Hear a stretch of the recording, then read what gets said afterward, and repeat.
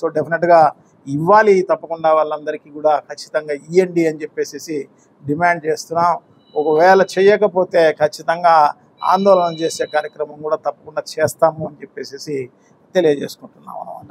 So ఇవే కాకోకుండా ఒక తల్లికి వందనం అయితేనేమి, మిగతాటి అన్నీ కూడా మత్స్యకార భరోసా అయితేనేమి, విద్యా కానుక అయితేనేమి, దాని తర్వాత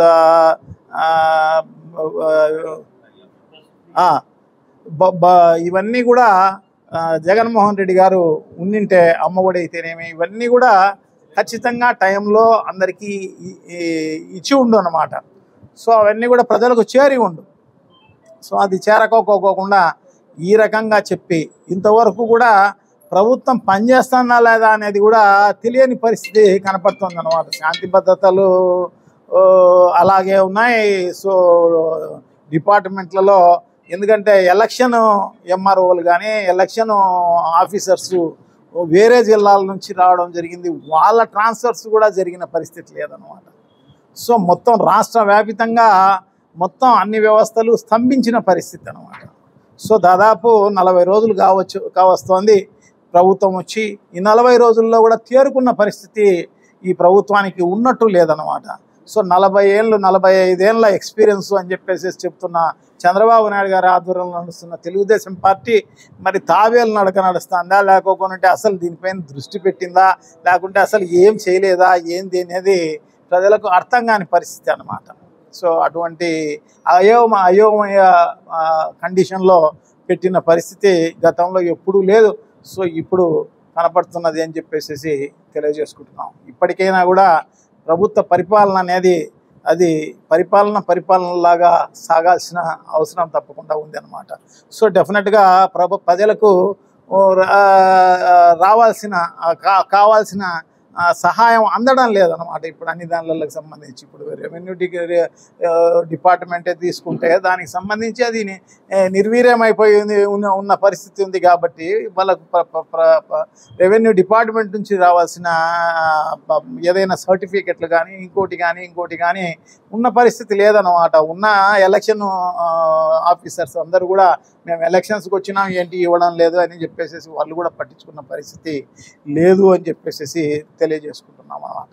సో అదే కాకోకుండా ఇంకా కూడా ఎలాంటి ఉందంటే రెడ్ బుక్ దానికి సంబంధించి నారా లోకేష్ గారు గతంలోనే చెప్పినట్టుగా ఆ రెడ్ బుక్ సంస్కృతి అనేది, అలాగే రెడ్ బుక్ రాజ్యాంగం అనేది ఈరోజు విచ్చలవిడిగా సాగుతున్న పరిస్థితి అన్నమాట. ప్రతి గ్రామంలోనూ ఆ రకంగా జరుగుతున్న పరిస్థితి.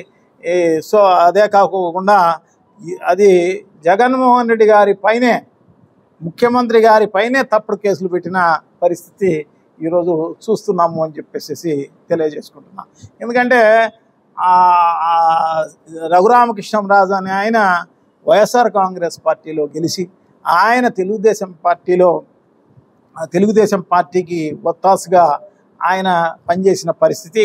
సో జగన్మోహన్ రెడ్డి గారిని ప్రతిరోజు హేళనగా మాట్లాడడం, ప్రతిరోజు అబ్యూజింగ్గా మాట్లాడే కార్యక్రమం అంతా కూడా చేస్తున్న పరిస్థితి ఉంది. కాబట్టి సో అప్పుడు పెట్టిన ఆ కేసు, అప్పుడు దానికోసం కేసు పెట్టడం జరిగిందనమాట. సో దాన్ని ఆయనను హైదరాబాద్లో అరెస్ట్ చేసేసి గుంటూరుకు తీసుకుపోయిన పరిస్థితుల్లో నాకు ఆ పోలీసులు వల్ల నాకు హరాస్మెంట్ జరిగింది, నన్ను ఇబ్బంది పెట్టడం జరిగింది, నన్ను ఇంకా హింసించడం జరిగింది, అది ఇదని చెప్పేసి ఆ రోజు హైకోర్టులో 3rd డిగ్రీ ఉపయోగించినారు అని చెప్పేసి ఒక ఎంపీగా ఉన్న ఆయన పైన అలా వ్యవహరించే అవకాశమే లేదన్నమాట. కానీ ఒక తప్పుడు అభియోగం చేసేసి దాన్ని హైకోర్టులో వేయడం జరిగింది, అక్కడ కొట్టేయడం జరిగింది. సో దాన్ని సుప్రీంకోర్టులో వేయడం జరిగింది, అక్కడ కూడా కొట్టేయడం జరిగింది. సో దాన్ని ఇప్పుడు 3 ఏళ్ల తర్వాత ఒక చిన్న ఈమెయిల్ 11వ తారీఖు చిన్న ఈమెయిల్, అంటే ప్రభుత్వం వచ్చిన తర్వాత 11 వచ్చింది కదా అన్న ఉద్దేశంతో ఆయన ఎమ్మెల్యే అయినాడని చెప్పేసి ఉండి నుంచి. సో ఆయన గుంటూరు ఎస్పీ గారికి ఈమెయిల్ ద్వారా 11వ తారీఖు పెట్టడం జరిగింది. సో దానిపైన అధికారులు లీగల్ ఒపీనియన్ తీసుకున్నామని చెప్పేసి చెప్తున్నారన్నమాట. ఆ లీగల్ ఒపీనియన్ ఎప్పుడు వచ్చింది? 10వ తారీఖే వచ్చింది. అంటే ఈయన ఈమెయిల్ ద్వారా కంప్లైంట్ మరుసటి రోజు వస్తుందని చెప్పేసి వీళ్ళు ఏమన్నా కలగన్నారా, ఏమన్నా ఇంకేమన్నా జరిగిందా? అంటే ప్రభుత్వ ఉద్దేశం ఆ రకంగా కంప్లైంట్ రిజిస్టర్ చేయాలి జగన్మోహన్ రెడ్డి గారి పైన అని చెప్పేసి. జగన్మోహన్ రెడ్డి గారికి ఏం సంబంధం అండి? చిన్న పెట్టి కేసు, అదిలో న్యాయస్థానాలు కూడా అన్నీ కూడా కొట్టివేసిన కేసు. అటువంటి దాన్ని ముఖ్యమంత్రి గారికి ఏం సంబంధం? ముఖ్యమంత్రి గారితో పాటు ఈ ఐపీఎస్ అధికారుల పైన, డాక్టర్ పైన, వీళ్ళందరి పైన కంప్లైంట్ పెట్టడం జరిగింది. దానిపైన ఆగమేఘాల మీద ఆ కేసు రిజిస్టర్ చేసిన పరిస్థితి అన్నమాట. సో తప్పకుండా దీన్ని ఖచ్చితంగా ఖండించాల్సిన అవసరం తప్పకుండా ఉంది. ఎందుకంటే కోర్టులను కూడా దృష్టిలో పెట్టుకోకుండా ఆ రకంగా కేసు బుక్ చేసిన పరిస్థితి అన్నమాట. అంటే ప్రభుత్వ ఉద్దేశం జగన్మోహన్ రెడ్డి గారిని ఇరుకుని పెట్టాలి, జగన్మోహన్ రెడ్డి గారిని ఈ జైల్లో వేయాలి, జగన్మోహన్ రెడ్డి గారి పైన కేసు బుక్ చేయాలి అని చెప్పేసి అనుకున్న పరిస్థితి అన్నమాట. ముందుగానే అనుకొని ఆ రకంగా లీగల్ ఒపీనియన్ 10వ తారీఖే తెప్పించుకొని 11వ తారీఖు కంప్లైంట్ ఈమెయిల్ చేయించుకొని ఆ రకంగా కేసు రిజిస్టర్ చేసిన పరిస్థితి అన్నమాట. సో తప్పకుండా ఒక విష సంస్కృతిని ఆంధ్ర రాష్ట్రంలో ప్రవేశపెట్టే కార్యక్రమం చేస్తున్నారు.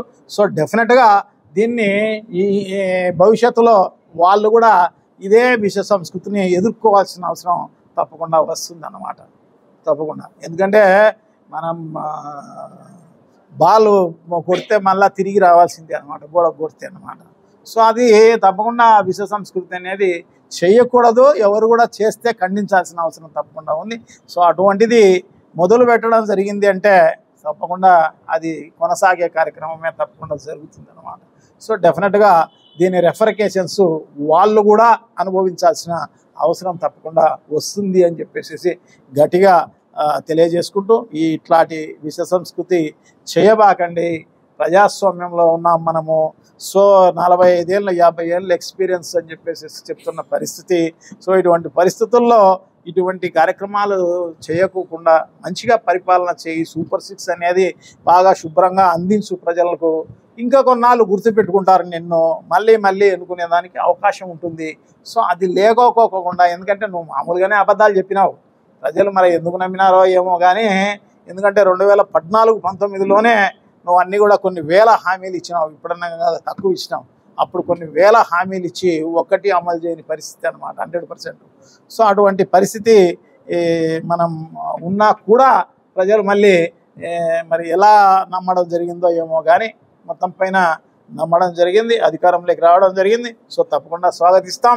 డెఫినెట్గా ఇవన్నీ అమలు చేయాలి అని చెప్పేసి మేమైతే గట్టిగా కోరుకుంటాం అన్నమాట. ప్రజలకు మేలు జరిగేటప్పుడు ఖచ్చితంగా అవన్నీ కూడా అమలు చేస్తేనే మంచిది అని చెప్పేసి మేమంతా కూడా గట్టిగా కోరుకుంటూ, సో డెఫినెట్గా ఇట్లాంటి ఈ విష సంస్కృతిని కట్టిపెట్టండి, కొంచెం విఘ్నతగా ఆలోచన చేయండి అని చెప్పేసి వారికి అందరికీ కూడా భవిష్యత్తులో ఇట్లాంటి జరగకుండా చూడండి అని చెప్పేసి వారికి అందరికి కూడా విజ్ఞప్తి చేస్తూ, తప్పకుండా ఈ విష సంస్కృతి అనేది కంటిన్యూ అయ్యే అవకాశం ఉంటుందని హెచ్చరిస్తూ సెలవు తీసుకుంటున్నాను.